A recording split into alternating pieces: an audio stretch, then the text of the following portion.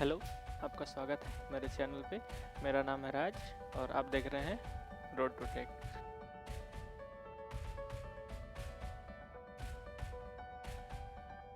तो आज जिस कार के बारे में मैं बात करने वाला हूँ उसका नाम है MG एस्टर। MG एस्टर आपको वही गाड़ी है जो MG ZS के नाम पे आती है, बट उसमें कुछ डिफरेंसेस हैं। पेट्रोल वेरिएंट आप समझ सकते हैं इसका है। तो आज हम इसको देखेंगे कि इसमें कौन कौन से वेरिएंट आते हैं, कितनी प्राइसिंग है, जो इसका एडास सिस्टम है वो कैसा है, कौन कौन से फीचर्स मिलेंगे आपको एडास में, वो सारी चीज़ें मैं यहाँ पे डिस्कस करूँगा। और कुछ चीज़ें हैं जो इसके लुक्स आते हैं, कितने रडार्स हैं, कौन कौन से कैमराज आते हैं, कौन कौन से फीचर्स आपको मिलेंगे, जो इसका आई स्मार्ट ऐप आता है उसमें आपको क्या क्या मिलेगा, आप उसको किस तरह से इस्तेमाल कर सकते हैं, मैं उसके बारे में भी बात करूँगा। MG एस्टर के फ्रंट की लुक की बात करें तो आपको MG ZS की तरह ही एक खूबसूरत ग्रिल मिलता है 3D डिज़ाइन के साथ, जो देखने में बहुत ही अच्छा लगता है। जो उसका लोगो है उसके बिल्कुल नीचे आपको एक कैमरा मिलेगा, फ्रंट कैमरा, जो कि आपको 360 जो उसका व्यू है वो देखने में बिल्कुल हेल्प करेगा। और जब आप उसका फ्रंट ग्रिल देखेंगे, जो एयर इनटेक का ग्रिल है, उसमें आपको एक सिस्टम दिखा है जिसको हम लोग रैडार कहते हैं। ये आपको हेल्प करेगा ऑटोनोमस ड्राइविंग में। मैं आपको आगे बताऊंगा कि वो कैसे हेल्प करेगा, बट आप बस यहाँ पे ये समझिए कि वो वहाँ पे एक रडार दिया हुआ है।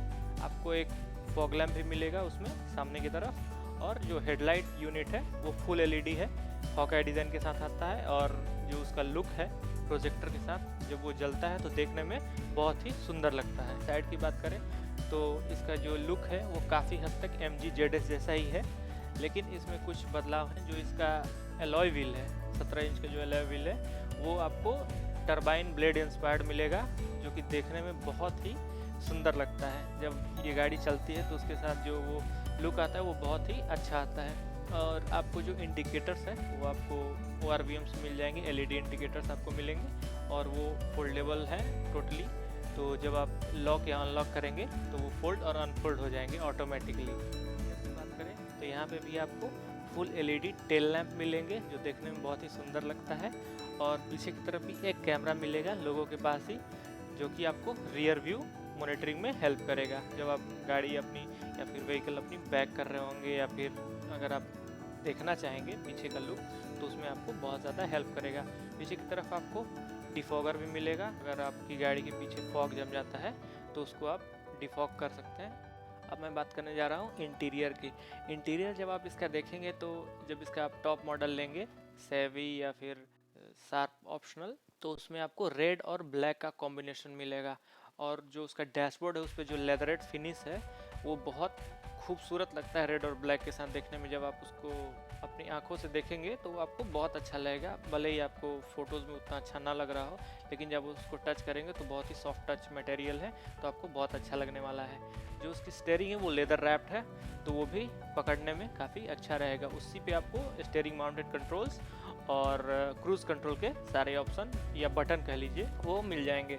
अगर मैं इंस्ट्रूमेंट क्लस्टर की बात करूँ तो वहाँ पे आपको फुल्ली डिजिटल इंस्ट्रूमेंट क्लस्टर मिलेगा, जो आपके सारे इन्फॉर्मेशन जो गाड़ी के इम्पोर्टेंट इन्फॉर्मेशन होते हैं सब आपको वहाँ पे शो हो जाएंगे।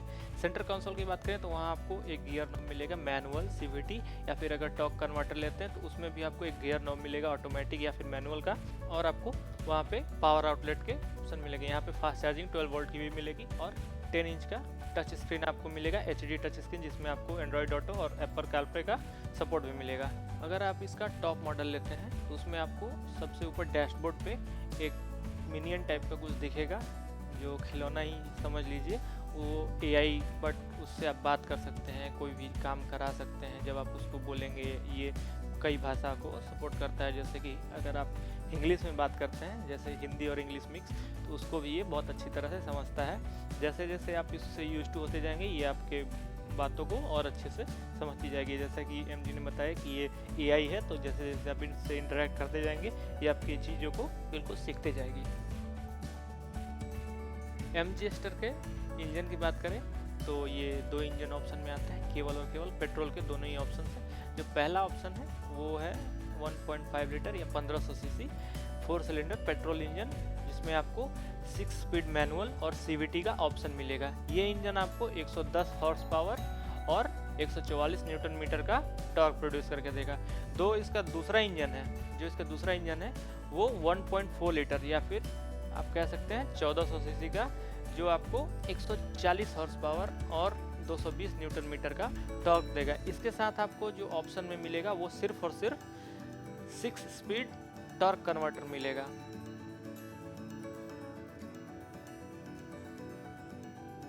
MG स्टर के सिक्योरिटी फीचर की मैं अगर बात करता हूँ तो इसमें आपको जो इसकी चेसी है वो हाई स्ट्रेंथ स्टील से बनी हुई मिल जाएगी। दूसरा जो स्टैंडर्ड फीचर आता है या फिर जो बहुत सारी गाड़ियों में आता है वो है एयरबैग, तो इसमें 6 एयरबैग का ऑप्शन है आपको। तीसरी आपको चीज़ मिलेगी ABS EBD plus brake assist, electronic stability program, traction control, hill hold assist, hill descent control, all 4 disc brakes, लेकिन वो सिर्फ आपको टॉप मॉडल में मिलेगा। Isofix child mount, electronic parking with auto hold, tyre pressure monitoring system, heated ORVMs, rear defogger, rear fog lamp, electronic power steering with 3 modes. ये 3 modes हैं steering के। अगर आपको थोड़ा हैवी चाहिए या लाइट चाहिए तो उसके अकॉर्डिंग आप इसके टच स्क्रीन से अपने स्टीयरिंग का जो फीड है वो एडजस्ट कर पाएंगे। MG स्टर आपको टोटल 5 वेरिएंट में मिल जाएगी। पहले सिर्फ 4 वेरिएंट में लॉन्च हुई थी, लेकिन रिसेंटली उसका एक 5वां वेरिएंट सैवी लॉन्च किया गया है। तो MG स्टर टोटल 5 वेरिएंट्स में आती है। जो पहला है वो है स्टाइल, दूसरा है सुपर, तीसरा है स्मार्ट, चौथा है शार्प और 5वां सैवी। जो 1.5 लीटर का, जैसा मैंने पहले बताया, जो नेचुरली एस्पिरेटेड इंजन है 1500 सीसी वाला, वो इन 5 वेरिएंट के साथ आपको अवेलेबल है। जबकि जो 1.4 लीटर का जो टर्बो चार्ज वाला इंजन है वो सिर्फ आपको 3 वेरिएंट्स में मिलेगा, स्मार्ट, शार्प और सैवी में, जो सिर्फ और सिर्फ एक ही गियर ऑप्शन के साथ आएगा, जो कि 6 स्पीड टॉर्क कन्वर्टर के साथ ही अवेलेबल होगा। उसके साथ कोई भी मैनुअल ट्रांसमिशन आपको नहीं मिलेगा। अगर आप टर्बो चार्जर इंजन के फ़ैन हैं तो सिर्फ और सिर्फ आपको वहाँ पे ऑटोमेटिक ही मिलेगा, वो भी टॉर्क कन्वर्टर वाला। उसके साथ CVT और मैनुअल का कोई भी ऑप्शन नहीं है। मैं बात करने वाला हूँ iSmart और ADAS के बारे में। तो iSmart का जो मेनली 3 फीचर मुझे जो अच्छा लगा वो है जो आप अपनी मोबाइल को एज अ की यूज़ कर सकते हैं। अगर आपके पास चाबी नहीं है या फिर आप चाबी यूज़ नहीं करना चाहते आपके फ़ोन में, आप iSmart ऐप डाउनलोड कीजिए और आप अपने फ़ोन को ही ब्लूटूथ के थ्रू आप इससे कनेक्ट करिए। आप इंजन स्टार्ट कर सकते हैं, लॉक अनलॉक कर सकते हैं और भी बहुत सारी चीज़ें जो कर सकते हैं। और इसका जो पूरा व्हीकल का पूरा स्टेटस आप अपने फ़ोन पे ही चेक कर सकते हैं। इसके साथ आपको फ़ायदा ये होने वाला है कि ये किसी भी इंटरनेट पे काम नहीं करता, ये ब्लूटूथ से डायरेक्टली आपके कार से कनेक्ट हो जाता है। इसका फ़ायदा ये होता है कि जब आप ऐसी जगह पे हैं जहाँ पे आपके फ़ोन में नेटवर्क नहीं है, फिर भी आपकी गाड़ी जो है लॉक या अनलॉक हो सकती है बिल्कुल एक की की तरह आपके फ़ोन से।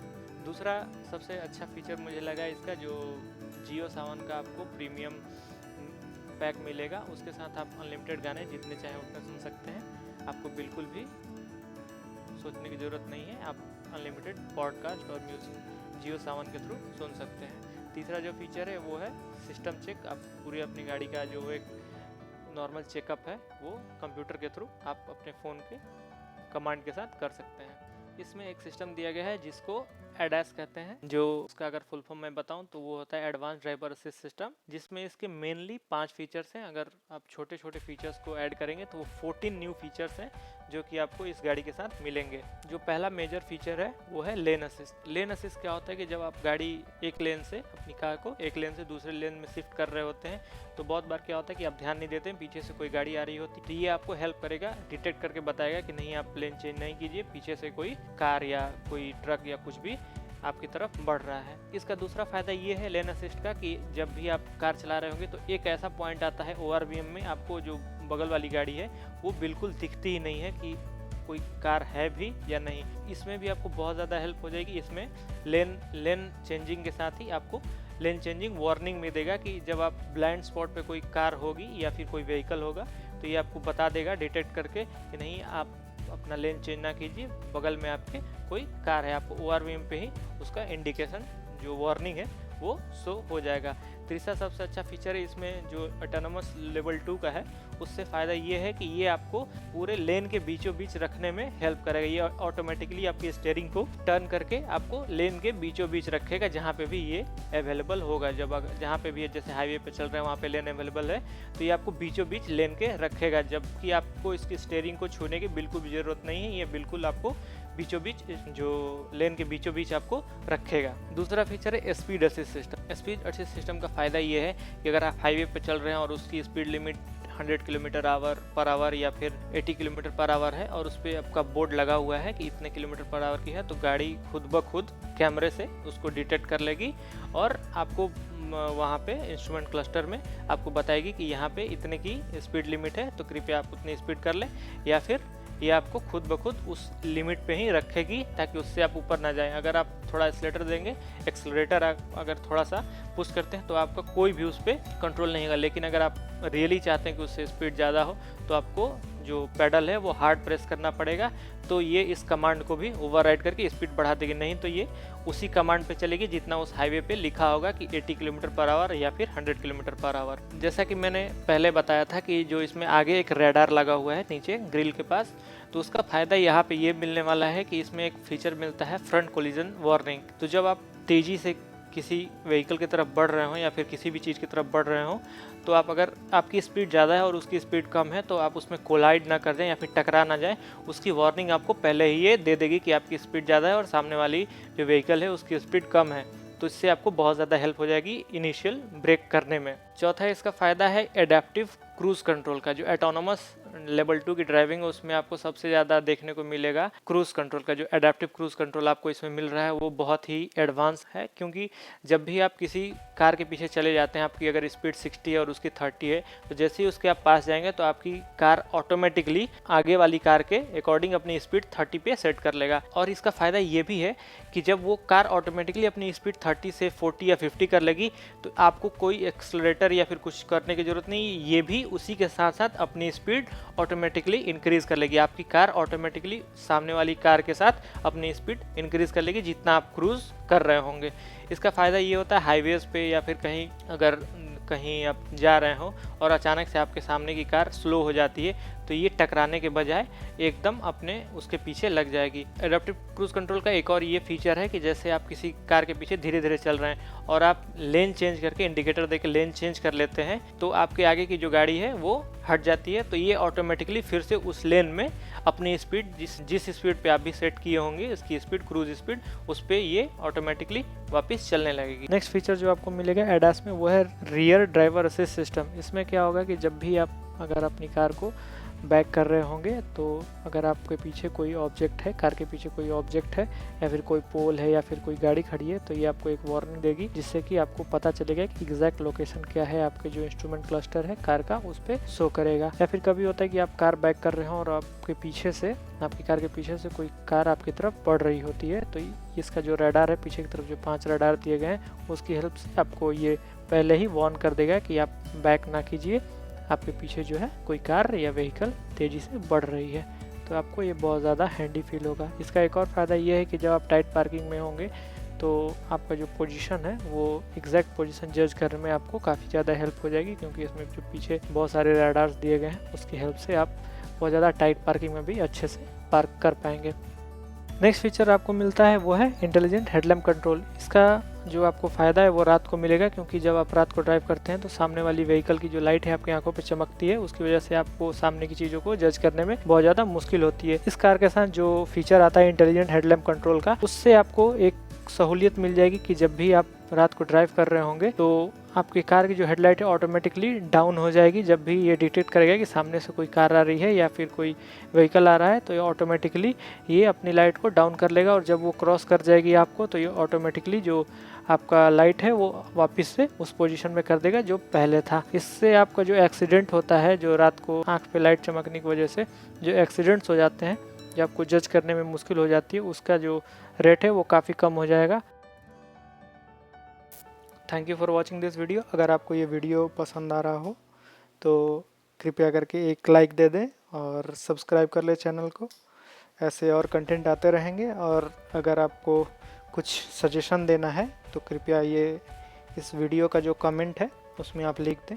आपको जो भी सजेशन हो या फिर विचार हो इस वीडियो को लेके या फिर कोई क्वेश्चन हो तो आप इसके कमेंट बॉक्स में लिख दें। Thank you.